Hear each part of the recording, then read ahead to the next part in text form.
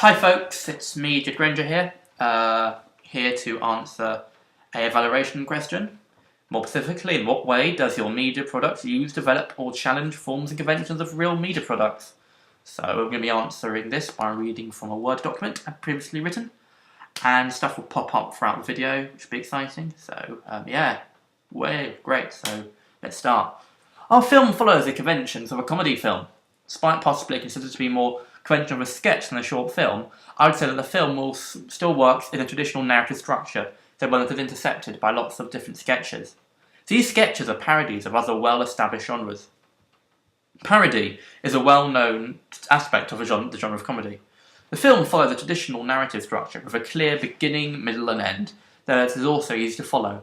The film, however, starts in the middle of the action and does not establish anything about the main characters beforehand. The film also acquired the audience's previous knowledge of film pitching in the television industry, as well as the conventions of crime dramas, romance, science fiction, Nordic noirs, and sitcoms to find the film entertaining. The film uses many of the regular tropes of a comedy film, just having a very fast-paced dialogue, like I'm doing at the moment. This is regularly used to make things seem more funnier, not in my case. And I also use traditional plodding comedy music. It starts and stops constantly to make moments seem more awkward, and knowing me, in a few minutes' time, I'd have started playing that plodding music now to make what I'm seeming seem more awkward. So yeah, you should be that now. The actors in the film also act quite melodramatically and over the top. Another stereotypical feature of a comedy film. Okay, and let's stop that music now. Can't really click. Here are some examples of the genres I parody, which I was referring to earlier. I used many different conventions of a romantic program to clearly establish the parody of the genre I was going for. The dialogue that the characters say in this scene are all humorously meaningless and sexually underlined, something featured in most romantic television programs such as Twilight and 50 Shades of Grey. Other conventions I also heavily exaggerated some of the well-known conventions, such as having two characters stare in each other's eyes with lustful expressions, and the use of slow porn music as background music to increase hilarity. Again, that should now probably be playing, because that's what I'll do. I also use mainly mid-shots and close-ups in this scene to increase more intimate feel to the scene. I desaturated the colour out of the scene to make it more seem paler, and then I increase the reds to make this the most noticeable feature of it. Yeah, that's the effect I've put on that. Now, the next genre I'm going to talk to you about, which I parodied, is the sitcom genre. So what I say here is, I used many different conventions of a sitcom to clearly establish the genre.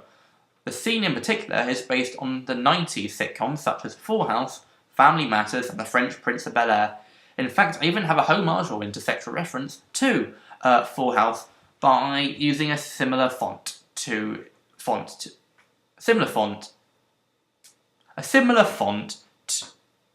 type. By using a similar font to its typeface. Got there in the end. In the opening title sequence of that bit. The opening title sequence, which I'll probably be playing at the bottom there. Was I? Oh, I don't know. The opening title sequence, which introduces the main characters laughing, looking straight into the camera, is another well-known feature of the sitcom genre. I also had a laughter track after every line a character says, and this is the most famous convention of the genre. The laughter track there, to give an example. The lines were said in a very over-the-top and were distinctly unfunny, another arguable feature of the programmes of its ilk. We used old-fashioned music, widely associated with the genre, like this. And the clothing that we used was also of its genre. One character even wore a costume that looked like it came right out of The Fresh Prince of Bel-Air. Imagine that, eh?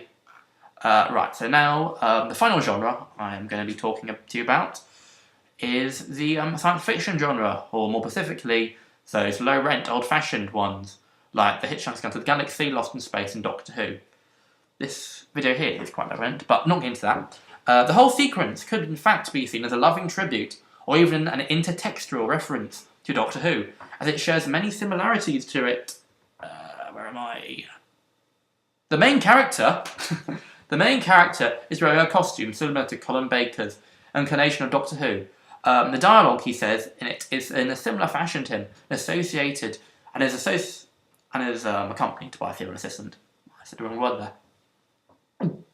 As Doctor Who is the most recognisable sci-fi programme, making such an obvious comparison to it is sensible, as it is generally considered to be the norm of the genre. It's fitting with the genre's low budget quality.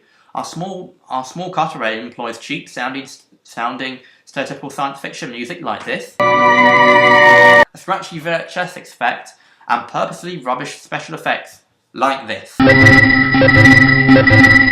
Wasn't that rubbish? So now, for the last bit, I'm going to talk to you about the poster I'm created for our auxiliary text, which will appear here, somewhere here, yep, there, and yeah, so I'll talk about that now. You can tell it's a comedy film, as the largest person, me, in the poster, me, and the comedic gormless look on his face, which is funny and instantly establishes itself as a comedy.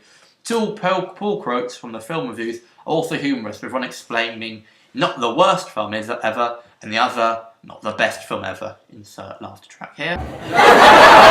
Yep, okay, that's there, good. Upon reading would instantly establish the film as a comedy. The background to the poster is also of a blue cloudy sky, which is also conventional of comedy films, which I learnt from researching. And, yes. Good, well, that was that. That was, hope you found that entertaining. That's almost 7 minutes. That went on for. Oh dear. Oh well, hope you found that enlightening, and, goodbye.